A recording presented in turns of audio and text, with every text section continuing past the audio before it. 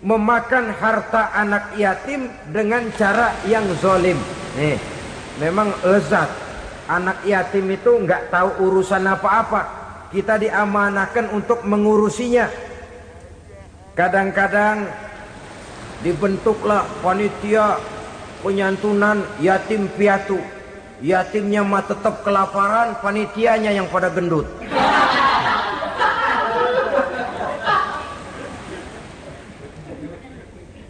Padahal memakan harta anak yatim termasuk perbuatan dosa besar, dan menjantuni yatim merupakan perbuatan mulia. Nabi mengatakan, ana wa kafilul yatim kahataini yaumal qiyamah. Aku dan orang-orang yang menyantuni anak yatim seperti dua jari ini pada hari kiamat nanti. Dekat sekali. Jikalau ingin di hari akhir nanti dekat dengan Rasul, bersahabatlah dengan anak-anak yatim.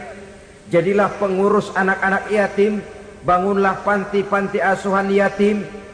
Pada saat bapak ibunya meninggal, kitalah yang menjadi orang tuanya. Bahkan sedemikian besar perhatian Islam terhadap anak-anak yatim ini, sehingga Quran memberikan peringatan, ara'aital ladzi yukadzibu bid-din fadzalikal ladzi yad'ul yatim wa la yahuddu ala ta'amil miskin. Tahukah kamu siapa orang yang mendustakan agama, beragama tapi dianggap dusta, salatnya dusta, puasanya dusta karena agamanya sudah berdusta. Siapa mereka? Fadzalikal ladzi yad'ul yatim, orang yang menyia-nyiakan anak yatim, wala yahuddu ala ta'amil miskin, dan tidak pernah memberi makan kepada orang-orang yang menderita kemiskinan. Menyia-nyiakan, meninggalkan anak yatim termasuk perbuatan yang divonis kita sebagai orang yang mendustakan agama. Saudara-saudara kaum muslimin rahimakumullah, maka sangat dicela mengeksploitir anak-anak yatim, menjadikan mereka sebagai kedok untuk mencari kekayaan pribadi. Tetapi jikalau ikhlas, ganjarannya sangat besar, nilai pahalanya sangat besar. Menyantuni yatim tidak hanya setahun sekali. Kalau Muharram pakai istilah lebaran yatim, dibentuklah panitia, diberilah beras, uang 45.000 rupiah, alhamdulillah. Tapi jangan lupa, si yatim tidak hidup cuma satu hari. Dia tidak hidup cuma di bulan Muharram saja. Dia hidup 12 bulan dalam setahun. Sebagaimana anak-anak yang lain, dia juga berhak punya masa depan. Dia juga berhak menikmati bangku sekolah. Dia berhak mengenyam arti dan makna pendidikan. Dia berhak membekali diri dengan ilmu dan pengetahuan, seperti halnya anak-anak yang lain. Maka kita yang diberikan keluasan oleh Allah, ingatlah itu, bersahabatlah dengan anak-anak yatim, santuni mereka. Perkara setahun sekali di bulan Muharram, alhamdulillah, itu bagus, bin Thayyib alias baik. Tapi tentu dan tentu sekali lagi, si yatim tidak hanya hidup di bulan Muharram. Dia hidup 12 bulan dalam setahun, 24 jam di dalam sehari. Oleh karenanya, menyia-nyiakan mereka pada saat posisi kita memang mampu akan memojokkan kita dalam satu posisi di mana kita dianggap sebagai orang yang mendustakan agama, memakan harta anak yatim dengan cara yang zolim. Bapaknya udah meninggal, kebunnya lebar, anaknya dikelecehin. Nah, dah kamu nggak usah pusing, nanti saya yang ngurus. Akhirnya bukan ngurus, nguras. Si yatim mungkin tidak tahu bahwa dia disia-siakan, haknya diambil, miliknya dizolimi. Tapi Allah yang akan membalasnya dengan seadil-adilnya. Maka makan harta anak yatim biasanya balasannya tokcer bin paten. Nggak banyak selang tempo itu, nggak percaya cobain dah. Nyobain aja kan nggak bayar, umpama memakan harta anak yatim dengan cara yang zolim, ganjarannya biasanya kontan. Kenapa? ratapan si miskin, untayan air matanya, jeritan kepedihan hatinya, membuka pintu langit, permohonannya diijabah, getaran hatinya didengarkan oleh Allah, maka balasannya biasanya kontan, spontan, tidak menunggu waktu terlalu lama. Itu di dunia, belum lagi di akhirat nanti. Bukankah dalam riwayat Mi'raj diceritakan Nabi melihat di neraka itu orang perutnya sebesar rumah. La haula wala quwata. Itu perut kayak rumah, bagaimana jalannya tuh orang? Dan memang gak jalan, diseret-seret oleh malaikat di neraka itu. Hancur perutnya, amburadul itu perut. Berantakan isinya, dibulatkan lagi, diseret lagi, hancur lagi, dibulatkan lagi. Sampai Nabi tanya, orang itu begitu berat siksanya kenapa ya Jibril? Itu Muhammad, waktu di dunia dulu rakus banget makan harta anak yatim. Begitu vonisnya, begitu menyedihkan nasibnya di akhirat. Tapi di dunia pun ketidakberkahan itu sudah membayangi kehidupannya. Oleh karena itu, kepada saudara-saudara yang mendapat titipan anak yatim, berbahagialah, karena semulia-mulia rumah adalah rumah yang di dalamnya ada anak yatim yang disantuni. Sehina-hina rumah adalah rumah di mana di dalamnya ada anak yatim yang disia-siakan. Begitu kata Nabi kita. Rumah yang paling mulia dalam pandangan Allah, rumah yang di dalamnya ada anak yatim yang disantuni. Rumah yang paling hina dalam pandangan Allah, rumah yang di dalamnya ada anak yatim yang nasibnya disia-siakan. Berbahagialah saudara apabila menjadi penyantun anak-anak yatim, pelindung mereka, sehingga mereka mempunyai masa depan sebagaimana anak-anak lainnya. Rasulullah sendiri sedemikian peka terhadap keadaan anak-anak yatim karena beliau sendiri memang mengalami. Umur 6 bulan dalam kandungan ibu, beliau sudah ditinggalkan oleh ayahnya. Pada saat berusia 6 tahun, ibu sudah meninggal. Yatim piatu dalam usia di mana beliau sedang perlu belas kasih seorang ibu dan pengertian seorang bapak. Kepekaan itu lalu timbul, bahkan kemudian sampai kepada beliau berkata, aku dan orang yang menyantuni anak yatim seperti jari tengah dan jari telunjuk di hari akhirat nanti. Sedemikian dekatnya. Orang-orang tua bijaksana yang diceritakan di dalam Al-Quran, kalau sudah berpikir tentang anak-anaknya, pertanyaan yang paling mereka risaukan ialah, ma ta'buduna min ba'di? Anakku, kalau pada satu saat aku, ayahmu sudah tidak ada lagi di dunia ini, meninggalkan kamu semua, ma ta'buduna min ba'di? Apa yang akan kamu sembah nak? Jikalau sekarang ayahmu masih mau ke masjid, masih mau melakukan rukuk dan sujud, masih beribadah menyembah Allah Subhanahu wa ta'ala, kalau orang tuamu sudah tidak ada, ma ta'buduna min ba'di? Masihkah engkau mau datang ke masjid? Masihkah engkau mau rukuk dan sujud? Masihkah engkau mau menyembah Allah Subhanahu wa ta'ala? Pertanyaan ini yang dipikirkan oleh Nabi Yakub kepada putra-putranya. Pertanyaan ini yang diteruskan oleh Nabi Ibrahim kepada anak-anaknya. Pertanyaan ini yang diwariskan oleh generasi ulama salafus saleh kepada para generasi berikutnya. Bagaimana kita generasi sekarang? Kita orang-orang tua sekarang bukan berfikir ma ta'buduna min ba'di, malah yang kita fikirkan ma ta'kuluna min ba'di. Kalau bapak tidak ada nanti kamu makan apa nak? Perkara kamu nyembah apa urusan nomor 18. Yang penting kamu nanti hidup bisa makan nak. Maka kita sibuk mewariskan harta kepada anak-anak kita. Kita sibuk mewariskan kebun dan tanah kepada anak-anak kita.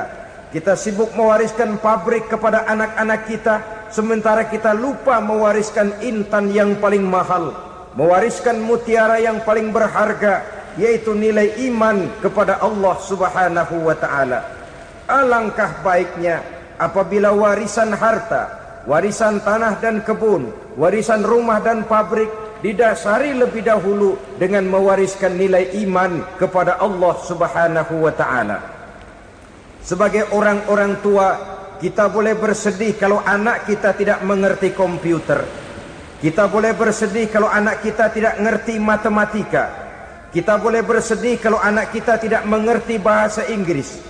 Tapi sewajarnya lebih bersedihlah kita orang tua jikalau mempunyai anak yang tidak kenal Allah sebagai Tuhannya, yang kemudian tidak mau rukuk dan sujud kepada Allah Tuhannya. Itulah kemalangan yang paling malang bila kita meninggalkan generasi yang tidak bertauhid kepada Allah Subhanahu wa ta'ala.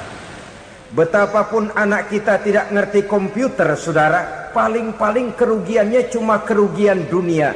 Masuk dia ke alam barzakh, munkar nakir tidak akan sempat tanya kau belajar komputer apa tidak. Kumpul dia di padang mahsyar, malaikat juga tidak akan tanya matematikamu nilainya berapa. Yang ditanya kau kenal Allah, kau rukuk dan sujud kepadanya, kau pernah datang ke masjid. Oleh karena itu sekali lagi, menjaga nilai iman tidak hanya untuk kita, tetapi juga mewariskannya kepada anak-anak kita, generasi yang akan datang. Sungguh kemalangan yang paling besar apabila kita meninggalkan anak-anak kita. Mereka kita tinggalkan lemah ekonominya, itu tidak baik. Mereka kita tinggalkan lemah otaknya, itu pun akan membuat mereka tertinggal oleh yang lain. Tapi yang paling celaka, jikalau kita tinggalkan mereka dalam kondisi lemah imannya, rapuh akidahnya, tidak baik dan tidak betul keyakinan hidupnya. Oleh karena itu Nabi berpesan, jauhilah 7 perkara yang merusak. Yang pertama, syirik kepada Allah Subhanahu wa ta'ala. Menyekutukan Allah baik dalam ucapan, dalam keyakinan ataupun dalam perbuatan. Ini perkara pertama yang termasuk 7 perusak besar di dalam kehidupan. Kalau sudah jatuh kita ke lembah syirik, bagaimanapun banyak kebaikan yang kita kerjakan, berjiwa sosial, bertangan pemurah, gemar menolong orang lain, kalau memang dasarnya syirik, maka seluruh kebaikan kita akan hancur, tidak akan ada nilainya dalam pandangan Allah Subhanahu wa ta'ala. Dalam pandangan manusia, mungkin kita dicatat sebagai orang sosial, gemar menolong orang lain, tidak berpangku tangan melihat orang yang mendapat kesulitan. Tapi oleh karena dasarnya syirik, dasarnya tidak mentauhidkan Allah, maka seluruh nilai kebaikan yang kita kerjakan tidak akan ada nilainya dalam pandangan Allah Subhanahu wa ta'ala. Maka jagalah iman kita, jangan sampai dihinggapi penyakit syirik yang bagaimana kecilnya sekalipun. Sekali lagi, baik syirik dalam bentuk ucapan, syirik dalam bentuk keyakinan, sampai kepada syirik dalam bentuk perbuatan, kita berhindar kepada sifat-sifat yang sedemikian itu. Karena apa? Dalam satu ayat Quran Allah Subhanahu wa ta'ala menjelaskan, innallaha la yaghfiru ayyushraka bih wa yaghfiru ma duna dzalika liman yasha. Allah tidak akan memberi ampun kepada orang-orang yang menyekutukannya, tapi Allah masih mau memberikan ampun kepada dosa-dosa yang selain itu bagi orang-orang yang dikehendakinya. Dosa selain syirik, apabila kita bertaubat, Allah masih mau mengampuni. Tapi kalau sudah jatuh ke tempat syirik, itu sudah dosa yang tidak berampun. Taubatnya tidak lain melepas syirik, kembali kepada tauhid, berkeyakinan bahwa hanya ada Allah Subhanahu wa ta'ala, Tuhan satu-satunya, yang lam yalid walam yulad walam yakul lahu kufuwan ahad. Tidak beranak, tidak pula diperanakkan, dan tidak satu pun yang dapat menyerupai Tuhan Allah Subhanahu wa ta'ala. Saudara-saudara kaum muslimin rahimakumullah, bahwa kita di zaman sekarang memang tidak menyembah berhala, ya. Bahwa kita tidak berterang-terangan mengatakan Tuhan lebih dari satu, memang. Bahwa kita tidak berkeyakinan Tuhan itu punya anak atau diperanakkan, tentu. Tapi dalam perbuatan dan i'tiqad kita kadang-kadang jatuh tanpa kita sadari ke tempat yang bernama syirik ini. Oleh karenanya, di zaman di mana teknologi makin canggih, di mana kemajuan pembangunan makin menjangkau berbagai aspek kehidupan, diperlukan keseimbangan antara kemajuan fisik material dengan kemajuan mental spiritual.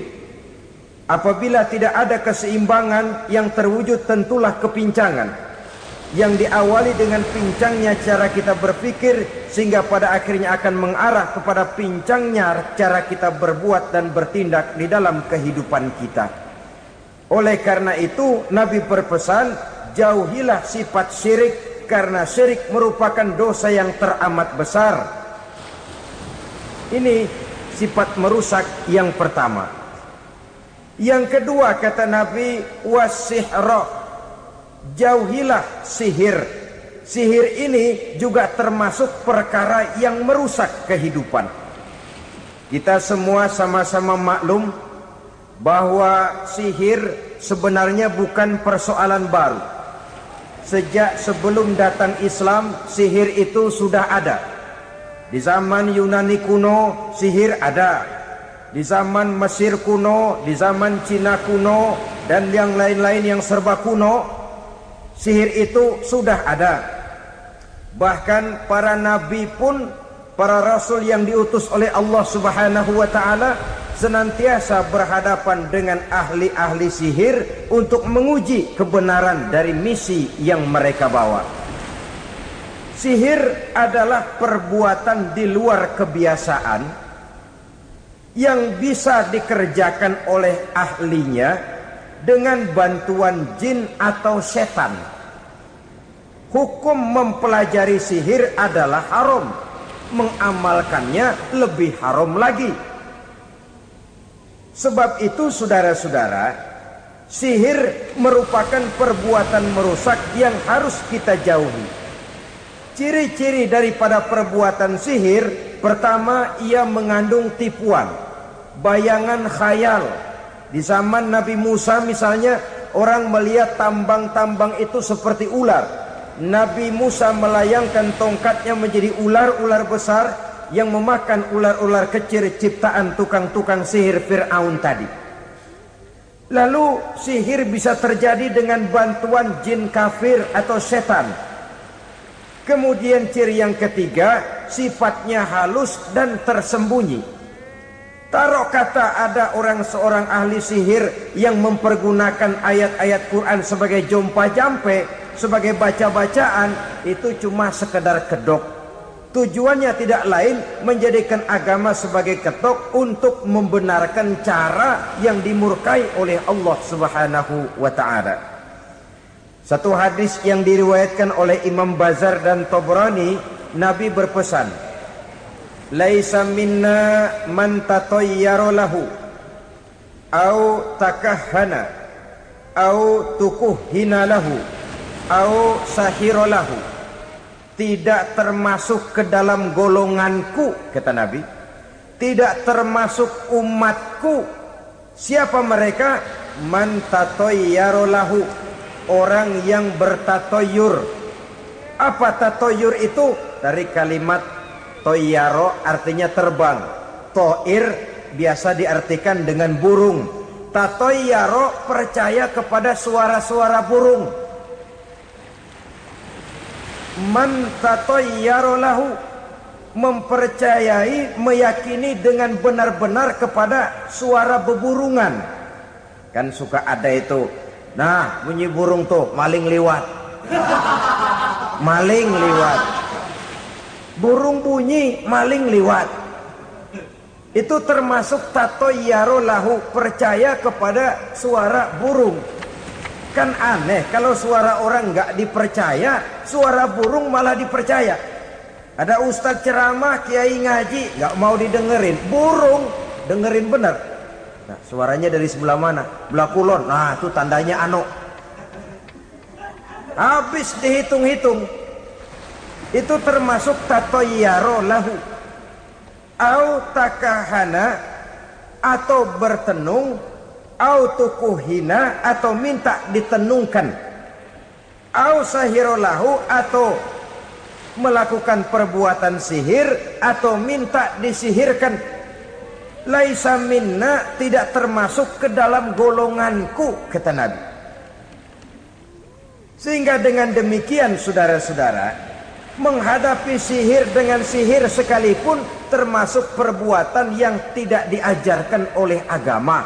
Kita kan mempelajari sihir untuk jaga diri, tidak apa-apa. Yang dilarang mengamalkannya, dilarang juga mempelajarinya.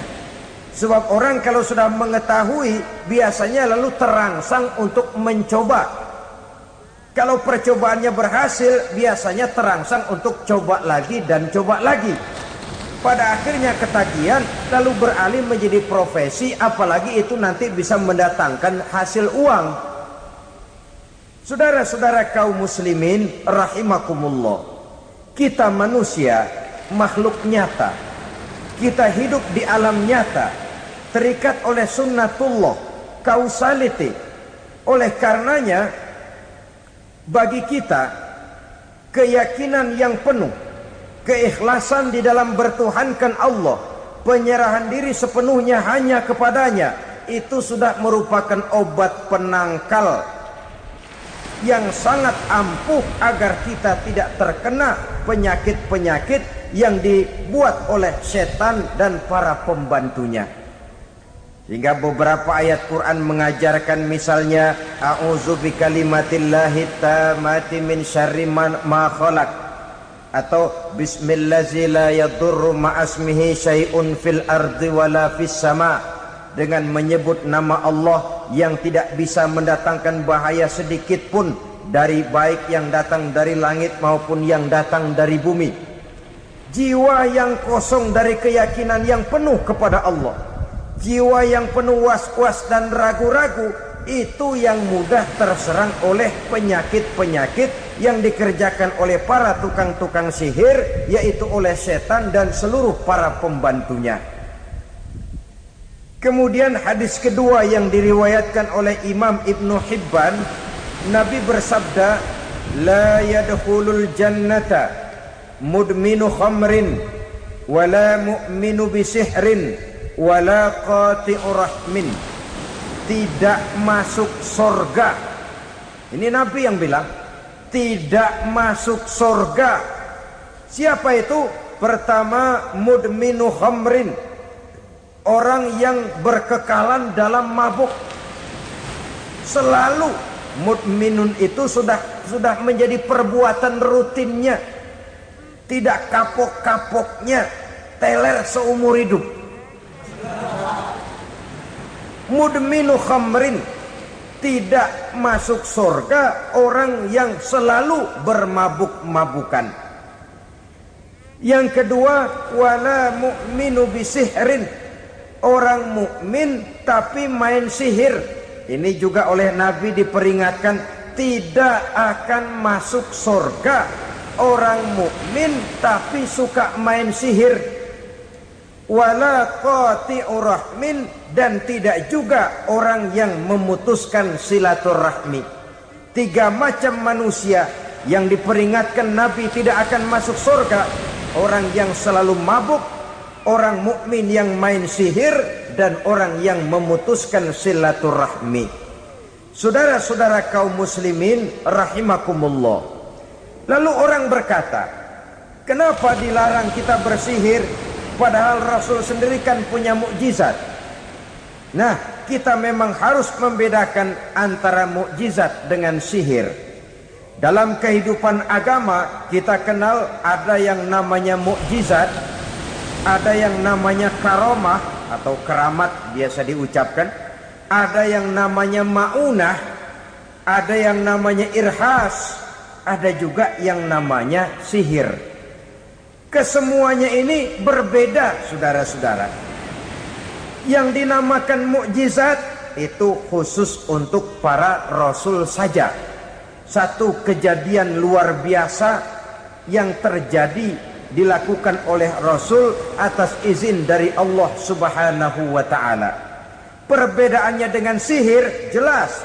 Sihir dari setan, mukjizat dari Allah. Sihir bisa dipelajari, mukjizat tidak.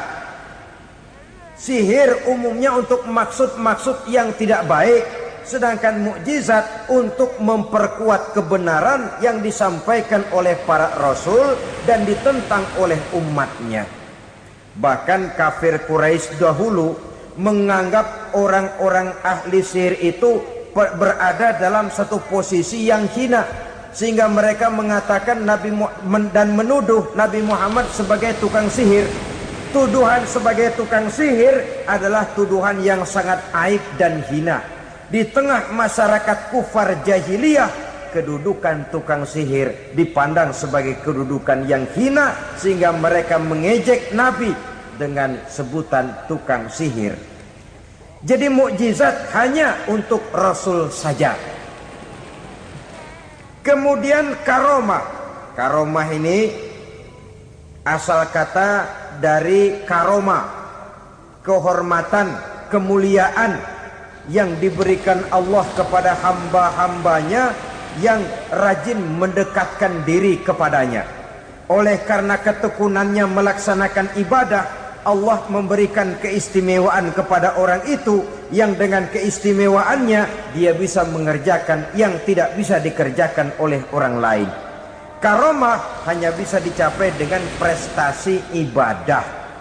Kalau sihir mau ibadah apa enggak, asal dia belajar, bersatu dan berteman dengan setan, memenuhi persyaratan-persyaratan setan, biasanya lalu bisa. Sedangkan karomah tidak mungkin terwujud tanpa orang mendekatkan diri sedekat-dekatnya kepada Allah Subhanahu wa ta'ala. Maka kita lihat biasanya orang-orang yang punya ilmu sihir, mukanya rata-rata nggak enak dilihat. Kumuh, jauh dari air wudhu, jauh dari sujud kepada Allah, malah berteman dengan setan, menjadi pelayan-pelayannya setan. Saudara-saudara, adapun maunah, keistimewaan yang diberikan Allah kepada hamba-hambanya yang belum sampai kepada tingkat wali, tapi orang itu lebih banyak kebaikannya daripada kesalahannya. Umpamanya, saudara jalan bertiga di pinggir jalan, saudara ada pada posisi di tengah, lalu bertiga ini ketabrak mobil. Menurut perhitungan saudara mati lebih dahulu, tapi terjadi hal yang aneh, dua teman saudara mati, saudara malah cuma luka dan lecet sedikit saja. Apa itu? Kalau kita lebih banyak kebaikannya daripada kesalahannya, itu yang dinamakan maunah, pertolongan yang diberikan Allah kepada hamba-hambanya yang lebih banyak kebaikannya daripada kesalahannya. Sedangkan yang dinamakan irhas, kejadian luar biasa pada diri seseorang pada waktu dia masih kecil, yang menunjukkan tanda-tanda keistimewaannya. Itu umumnya pada para nabi pada usia kecilnya sudah ada irhas, tanda-tanda istimewa. Jelas baik mukjizat, karomah, maunah maupun irhas berbeda dengan sihir. Sihir ini jelas saja merupakan bantuan dan persekutuan antara manusia dengan setan. Padahal setan, kata Allah dalam Al-Quran, innahu lakum aduwwum mubin, sesungguhnya setan bagi kamu adalah musuh yang sangat jelas. Saudara-saudara kaum muslimin rahimakumullah, di zaman sekarang dalam menghadapi beban kehidupan yang makin pelik, menghadapi stres yang tidak kunjung selesai, menghadapi persoalan-persoalan yang teramat berat, orang sering mencari jalan keluar kepada hal-hal yang menurut pendapatnya bisa meringankan beban moralnya itu. Pergilah dia mencari sesuatu yang dapat meringankan bebannya. Dan tidak jarang yang jatuh ke pangkuan tukang-tukang tenung, ke pangkuan tukang-tukang sihir, yang mereka itu oleh Quran dijelaskan kazabal munajjimun walau sodaku. Tukang-tukang tenung, tukang-tukang sihir, mereka itu bohong walaupun benar. Maksudnya bohong walaupun benar, artinya kalau yang mereka kerjakan benar, itu sih kebenaran. Benar dengan kebenaran itu lain. Kebenaran, kebetulan bisa, tapi tidak untuk selalu. Apalagi kalau itu sudah membahayakan kehidupan orang lain. Jadi oleh karena itu Nabi berpesan, jauhilah daripada sihir. Kalau sudah jauhilah dari sihir, artinya ya jauhilah daripada mempelajarinya, jauhilah daripada bergaul dengan orang-orang yang ahli di bidang itu, karena dari pergaulan segalanya bisa menular. Baiklah saudara, ini yang kedua. Yang ketiga pesan Nabi, wa qatlan nafsil lati harramallahu illa bil haq. Membunuh orang lain dengan cara yang tidak benar.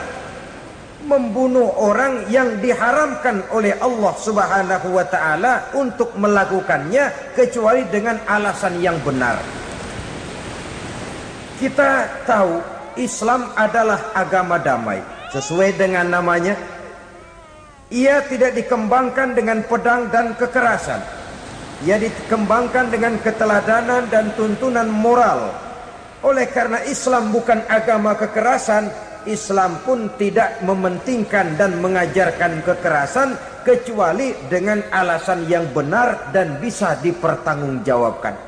Membunuh dengan sengaja, menghilangkan nyawa orang lain tanpa alasan yang bisa dibenarkan adalah merupakan dosa besar dan satu di antara 7 perkara yang bisa mendatangkan kerusakan dalam kehidupan dan yang hendaknya harus kita jauhi.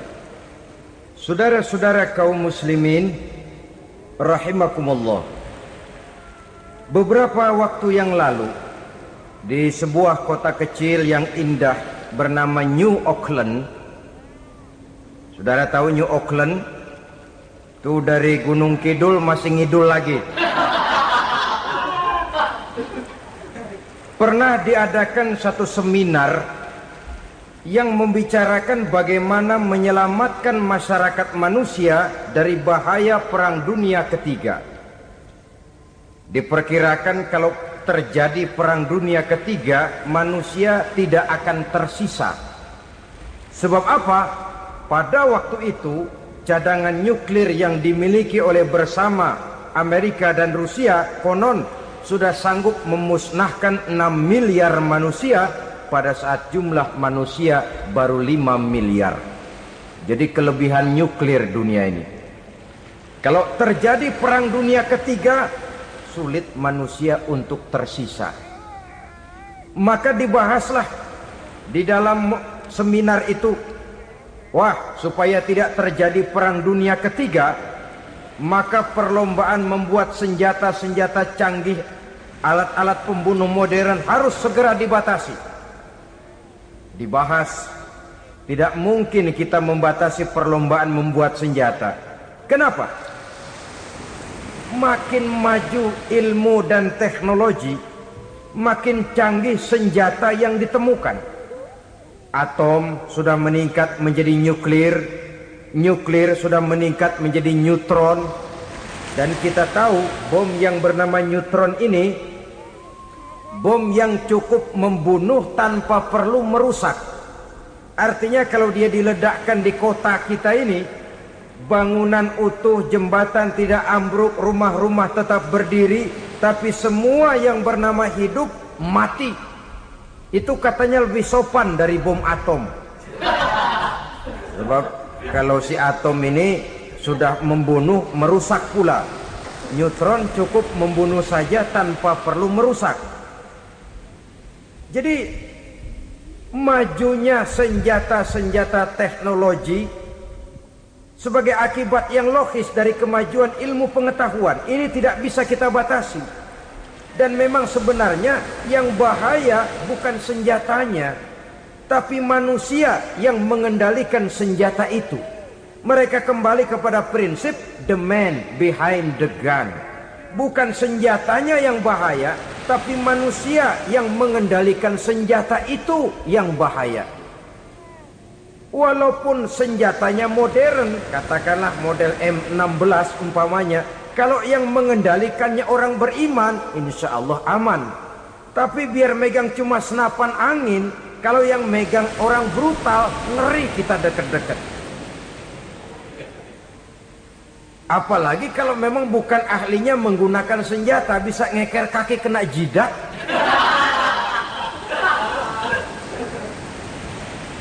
Mereka kembali kepada prinsip lama yang tetap baru.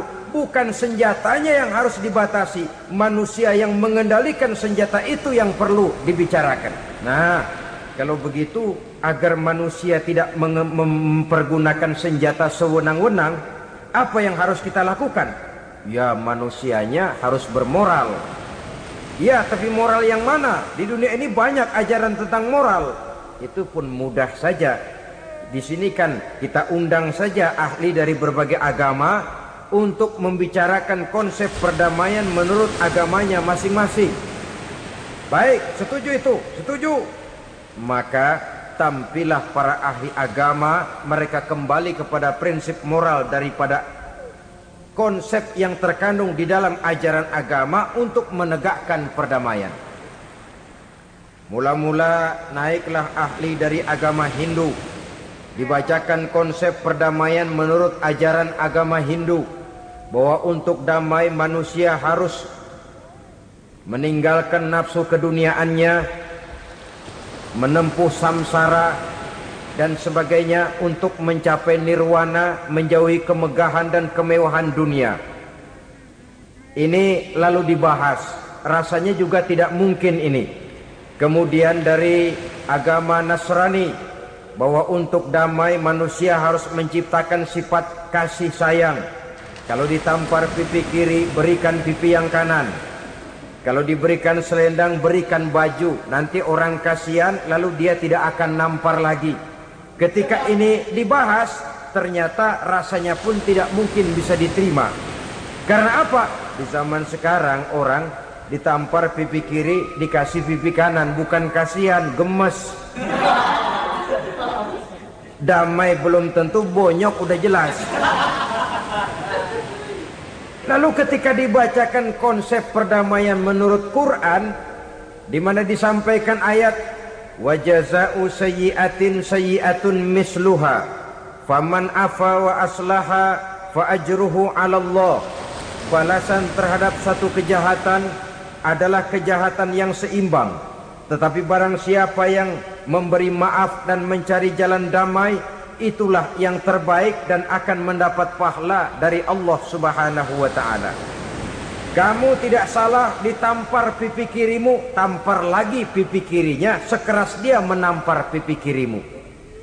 Nanti orang tidak mau menampar kita karena dia tahu kalau dia tampar kita, dia akan menderita tamparan sekeras dia menampar kita. Akan terjadilah prinsip saling hormat menghormati, tidak saling ganggu, tidak saling usil, tidak saling jahil. Atas dasar ini perdamaian bisa ditegakkan. Mereka bisa menerima konsep ini, tapi kemudian seminar ditutup tanpa satu keputusan resmi. Kenapa? Terus terang mereka kagum dengan konsep Islam, tapi sentimen lama terhadap nilai-nilai Islam telah menutup mata mereka untuk menerima kebenaran dari ajaran Al-Quranul Karim. Saudara-saudara kaum muslimin rahimakumullah, kembali kita kepada persoalan pokok. Roh adalah dari Allah. Dia akan kembali kepada Allah, milik mutlak dari Allah. Tidak pantas kita merampasnya dari orang lain. Tidak wajar kita menghilangkannya tanpa alasan yang dibenarkan oleh agama. Di zaman sekarang, akibat persaingan hidup yang makin tajam, lapangan kerja yang makin sulit, tensi ekonomi yang makin tinggi, atau karena nilai moral yang makin rendah, atau juga karena rapuhnya pegangan orang kepada agama, nyawa rasanya sudah sedemikian murahnya. Berbagai kasus membuat berdiri bulu roma kita. Ada mayit, ada manusia dipotong 6, dicincang macam kambing. Ada yang dipotong 5, ada yang dipotong 13, dikardusin, dibuang ke tempat sampah. Inna lillahi wa inna ilaihi raji'un. Gejala apa ini? Kanibalisme. Manusia sudah demikian sadisnya, manusia sudah sedemikian buasnya, sehingga sesama manusia diperlakukan seperti hewan. Padahal hewan sendiri belum pernah macan makan macan, bagaimanapun buasnya macan. Belum pernah serigala memakan serigala, bagaimanapun brutalnya serigala. Tetapi manusia makan manusia di zaman sekarang kadang jadi kenyataan dalam kehidupan kita. Kadang persoalannya remeh saja. Soal uang 200 perak, pisau bicara, nyawa melayang. Soal rokok sebatang, celurit bicara, nyawa melayang. Soal-soal yang sama sekali tidak prinsip, begitu mudah kita menghilangkan nyawa orang lain.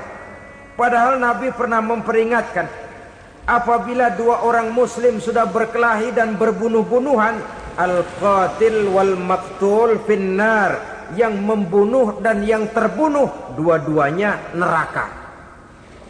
Sahabat heran, ya Rasul, kalau yang terbunuh, kalau yang membunuh masuk neraka itu sih wajar, tapi yang terbunuh kenapa neraka juga? Beliau menjawab, dua-duanya sudah punya niat untuk saling membunuh. Niatnya itu yang diponten. Yang terbunuh cuman lagi apes aja, keduluan dia. Umpama tidak terbunuh, pasti dia yang akan membunuh.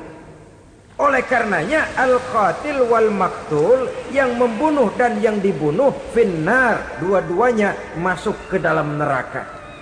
Islam menghormati kehidupan, tidak hanya terbatas kepada sesama muslim, orang-orang yang berlainan agama pun yang mau hidup berukun, damai, berdampingan dengan umat Islam, jiwa mereka, darah mereka dilindungi oleh nilai-nilai Islam yang disebut dengan kafir zimmi ini.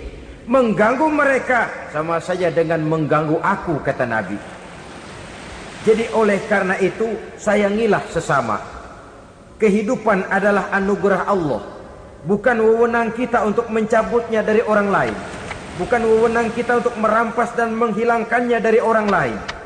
Apa yang tidak enak terjadi pada diri kita, begitu pula lah apabila terjadi pada diri orang lain. Sehingga Nabi mengatakan, la yu'minu ahadukum hatta yuhibba li akhihi ma yuhibbu li nafsihi.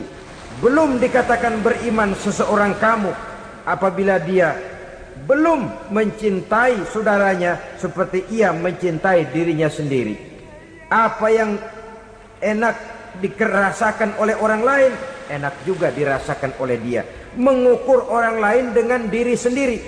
Kalau orang lain tanpa salah saya fitnah, kalau saya tanpa salah difitnah orang, enak apa enggak? Enggak, orang lain juga begitu. Kalau orang lain tanpa salah saya tempeleng kepalanya, enak apa tidak? Tidak. Orang lain juga begitu. Yang tidak enak terjadi pada diri kita, tentu tidak enak juga kalau terjadi pada orang lain. Mengukur orang lain dengan diri sendiri, sehingga tidak timbul sifat egois, tidak menari di atas bangkai orang lain, tidak mendirikan kebahagiaan di atas untayan air mata orang lain. Sehingga dengan demikian saudara-saudara, dia bisa menghormati kehidupan, menghormati orang lain sebagaimana dia ingin dihormati. Inilah perbuatan ketiga yang merusak, membunuh orang lain dengan yang diharamkan Allah tanpa alasan yang benar. Yang ketiga. Kemudian yang keempat, perbuatan merusak wa aklar riba, makan riba. Hidup adalah tolong menolong. Bahasa kerennya take and give katanya. Saling memberi dan saling menerima. Nabi mengajarkan, man kuraba kurbatan min kurabid dunya karaballahu lahu kurbatan min kurabi yaumal qiyamah. Wallahu fi aunil abdi madamal abdu fi auni akhihi. Siapa yang meringankan beban dari beban-beban yang derita seseorang di dalam kehidupan dunia, Allah akan meringankan bebannya daripada beban-beban yang harus dipikulnya di hari kiamat nanti. Wallahu fi aunil abdi Madamal abdu fi auni akhihi, Allah senantiasa akan menolong seorang hamba selama hamba itu masih mau menolong saudaranya.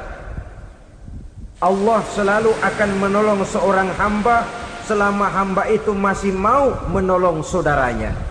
Apabila kita sudah berpangku tangan terhadap kesulitan orang lain, biasanya pun pada saat kita mendapat kesulitan, kita akan sulit juga memperoleh pertolongan.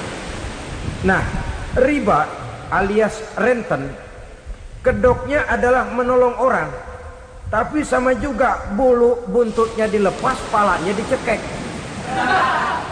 Menolong orang pada akhirnya menjadi beban bagi seseorang.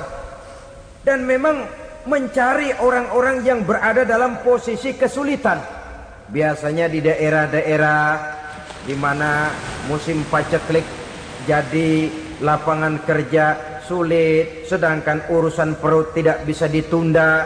Akhirnya orang terjebak ke dalam rentenir, ke dalam riba, ke dalam renten. Bunga berbunga, sehingga satu saat jumlah bunganya bisa lebih besar dari jumlah pinjaman pokoknya. Kemudian kalau juga ternyata tidak bisa dibayar, rumah jadi taruhan. Memang rumah satu-satunya, begitu rumah ditarik mulain camping. Bukankah pada akhirnya akan mewariskan kesengsaraan? Oleh karena itu, kepada kita berusahalah jangan berhubungan dengan rentenir, jangan makan renten dan riba. Kepada mereka yang melaksanakan riba, walaupun mendatangkan keuntungan materi, tapi percayalah, harta yang didapat dengan jalan riba tidak akan membawa keberkahan. Manakala tidak membawa keberkahan, dia tidak akan mendatangkan ketenangan di dalam kehidupan kita. Oleh karenanya, memakan harta riba termasuk perbuatan yang merusak sendi-sendi kehidupan sosial, merusak kehidupan orang lain, merusak kehidupan masyarakat, tetangga, pergaulan, dan sebagainya. Yang kelima, wa akla malil yatim, memakan harta anak yatim dengan cara yang zalim. Nih, memang lezat. Anak yatim itu nggak tahu urusan apa-apa. Kita diamanahkan untuk mengurusinya. Kadang-kadang dibentuklah panitia penyantunan yatim piatu. Yatimnya mah tetap kelaparan, panitianya yang pada gendut.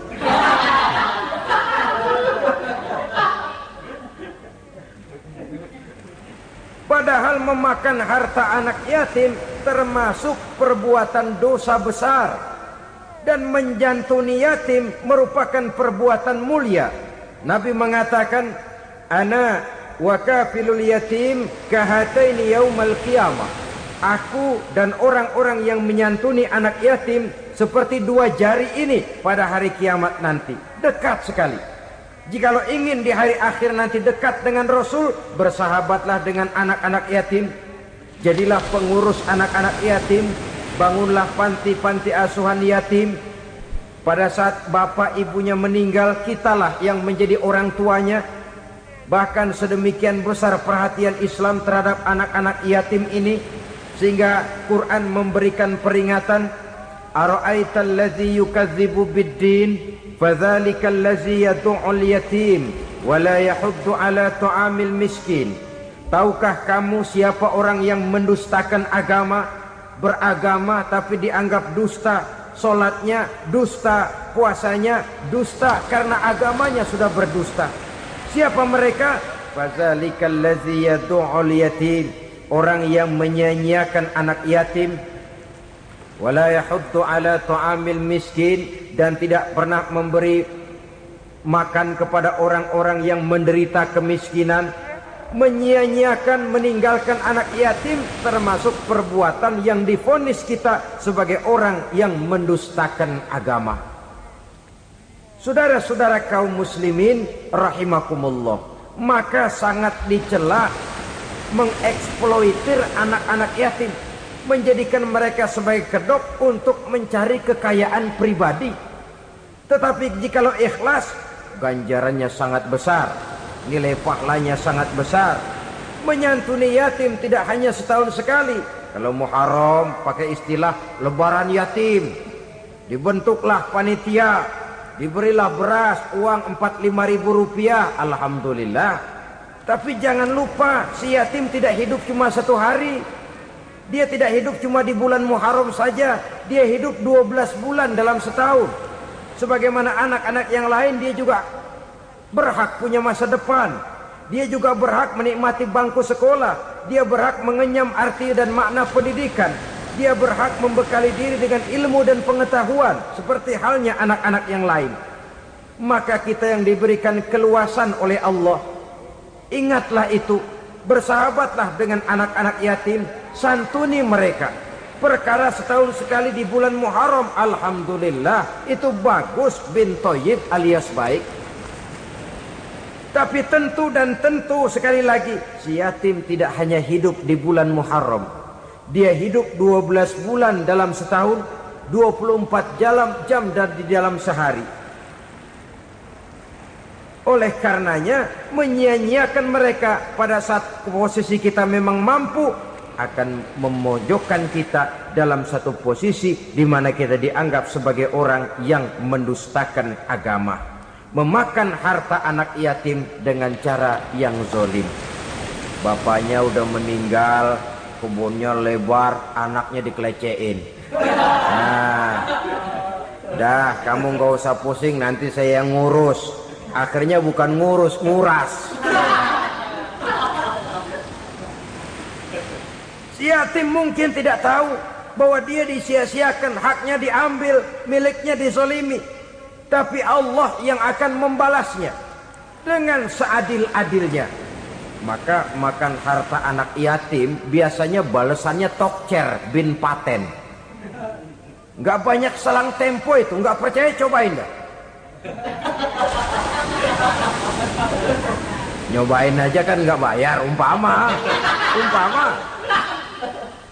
Memakan harta anak yatim dengan cara yang zolim, ganjarannya biasanya kontan. Kenapa? Ratapan si miskin, untayan air matanya, jeritan kepedihan hatinya, membuka pintu langit, permohonannya diijabah, getaran hatinya didengarkan oleh Allah. Maka balasannya biasanya kontan, spontan, tidak menunggu waktu terlalu lama. Itu di dunia, belum lagi di akhirat nanti. Bukankah dalam riwayat Mi'raj diceritakan Nabi melihat di neraka itu orang perutnya sebesar rumah. La haula wala quwata. Itu perut kayak rumah, bagaimana jalannya tuh orang. Dan memang gak jalan, diseret-seret oleh malaikat di neraka itu. Hancur perutnya, amburadul itu perut. Berantakan isinya, dibulatkan lagi, diseret lagi, hancur lagi, dibulatkan lagi. Sampai Nabi tanya, orang itu begitu berat siksanya kenapa ya Jibril? Itu Muhammad, waktu di dunia dulu rakus banget makan harta anak yatim. Begitu vonisnya, begitu menyedihkan nasibnya di akhirat. Tapi di dunia pun ketidakberkahan itu sudah membayangi kehidupannya. Oleh karena itu, kepada saudara-saudara yang mendapat titipan anak yatim, berbahagialah, karena semulia-mulia rumah adalah rumah yang di dalamnya ada anak yatim yang disantuni. Sehina-hina rumah adalah rumah di mana di dalamnya ada anak yatim yang disia-siakan. Begitu kata Nabi kita. Rumah yang paling mulia dalam pandangan Allah, rumah yang di dalamnya ada anak yatim yang disantuni. Rumah yang paling hina dalam pandangan Allah, rumah yang di dalamnya ada anak yatim yang nasibnya disia-siakan. Berbahagialah saudara apabila menjadi penyantun anak-anak yatim, pelindung mereka, sehingga mereka mempunyai masa depan sebagaimana anak-anak lainnya. Rasulullah sendiri sedemikian peka terhadap keadaan anak-anak yatim karena beliau sendiri memang mengalami. Umur 6 bulan dalam kandungan ibu, beliau sudah ditinggalkan oleh ayahnya. Pada saat berusia 6 tahun, ibu sudah meninggal. yatim piatu dalam usia di mana beliau sedang perlu belas kasih seorang ibu dan pengertian seorang bapak. Kepekaan itu lalu timbul, bahkan kemudian sampai kepada beliau berkata, aku dan orang yang menyantuni anak yatim seperti jari tengah dan jari telunjuk di hari akhirat nanti. Sedemikian dekatnya. Baiklah ya, jadi yang kelima, memakan harta anak yatim. Jauhi karena ini perbuatan yang merusak. Yang keenam, watawalli yaumaz zahfi, melarikan diri pada hari pertempuran. Apa ini? Khianat. Tidak konsekuen dengan konsep perjuangan. Pada mulanya keras benar teriak, berantas korupsi, ganyang korupsi. Cuma karena belum dapat giliran. Begitu dia naik dapat kesempatan, korupsinya lebih edan dari yang diteriakinya. Ini termasuk tawalli yaumaz zahfi, berpaling pada hari peperangan. Di saat menghadapi musuh, kalau belum kelihatan musuh, teriaknya nyaring bener. Jangan takut, demi kebenaran sampai titik darah yang paling penghabisan. Musuh belum kelihatan. Begitu musuh sudah kelihatan, paling dulu lari ke belakang. Kalau diajak berjuang ada saja alasannya. Sehingga Quran memberikan peringatan kepada kita semua. Mengapa kamu ini berat? Kalau sudah diajak berjuang di jalan Allah, kakimu seperti terhunjam berakar di perut bumi. Berat untuk melangkah berjuang. Lari dari pertempuran tidak konsekuen dengan konsepsi perjuangan. Mau enaknya saja. Dalam kondisi yang sulit lalu berpangku tangan. Ini termasuk ciri munafik yang di dalam Al-Quran disindir dengan bahasa kullama adha'a lahum masyaufi wa iza azlama alaihim qamu. Waktu terang mereka jalan, giliran gelap mereka mandek. Artinya, maksudnya kalau giliran ada untungnya aja rame-rame teriak Islam. Tapi begitu diminta berjuang, dituntut berkorban, rame-rame mundur. Waktu dilihat di Islam ada untungnya, rame-rame teriak Islam. Pak, saya Islam banget, Pak. KTP saya Islam, Pak. Pokoknya Islam banget dah. Tapi ketika diminta berjuang, dituntut sedikit berkorban, rame-rame mengundurkan diri.